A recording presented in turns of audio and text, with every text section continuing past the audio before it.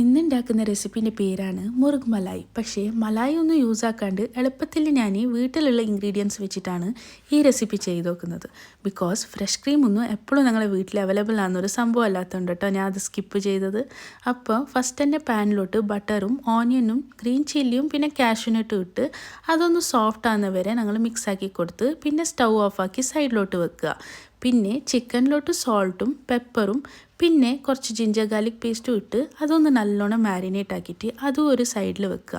അപ്പോഴത്തേക്കും ഞങ്ങൾ ഈ ഓണിയനും മിക്സ്ചറൊക്കെ ഞങ്ങൾക്ക് കൂൾ ഡൗൺ ആയതിന് ശേഷം മിക്സിയിലൊന്ന് പേസ്റ്റ് ആക്കി എടുക്കണം. അപ്പോൾ ഇന്നൊരു പാൻ എടുത്ത് അതിലേക്ക് ബട്ടർ ഇട്ടിട്ട് കുറച്ച് ജിഞ്ചർ ഗാർലിക് പേസ്റ്റും ഇട്ട് അതൊന്ന് ഗോൾഡൻ ബ്രൗൺ ആകുന്ന സമയത്ത് ഞങ്ങൾ ഈ ഗ്രൈൻഡാക്കിയ പേസ്റ്റും അതിലേക്ക് ആഡാക്കി കൊടുക്കുക. അപ്പോഴത്തേക്കും ഓയിലും ഞങ്ങൾ ഈ പേസ്റ്റും ഒന്ന് വേറെ ആദ്യം സെപ്പറേറ്റ് വരുന്ന സമയത്ത് അതിലേക്ക് ഞങ്ങൾ മസാലാസ് ആയിട്ട് യൂസ് ആക്കുന്നത് ഗരം മസാല, പെപ്പറും റെഡ് ചില്ലി പൗഡറും കൊറിയൻഡർ പൗഡറും ആണ്. അതിന് ശേഷം മിക്സാക്കിയിട്ട് ഞങ്ങൾ ചിക്കനും ആഡാക്കി കൊടുക്കുക. കുറച്ച് നേരം ഞങ്ങൾക്ക് കാണുന്ന സമയത്ത് ചിക്കൻ്റെ ആ ഒരു കളറ് മാറിയിട്ടുണ്ടാവില്ല കേട്ടോ. പക്ഷെ സിമ്മിൽ പേഷ്യൻസ് ആയിട്ട് ഞങ്ങൾ വെയിറ്റ് ആക്കിയാൽ ആ ഒരു ചിക്കൻ്റെ കളറ് മാറി കിട്ടുന്നത് ഞങ്ങൾക്ക് കാണാൻ പറ്റും. ലാസ്റ്റിൽ കുറച്ചൊന്ന് ഗ്രീൻ ചില്ലിയും പിന്നെ കസ്തൂരി മേത്തി മേലെന്ന് ഞാൻ ഇട്ടുകൊടുത്തിട്ട് കുറച്ച് നേരം എഗെയിൻ സ്റ്റൗവിൽ ഞാൻ സിമ്മിൽ വെച്ചായിരുന്നു. അപ്പോഴത്തേക്ക് അതാകുന്ന സമയത്ത് ഞാൻ കുറച്ച് പാട്ടൊക്കെ എൻജോയ് ചെയ്തിട്ടാണ് ഈ റെസിപ്പി ചെയ്തത്.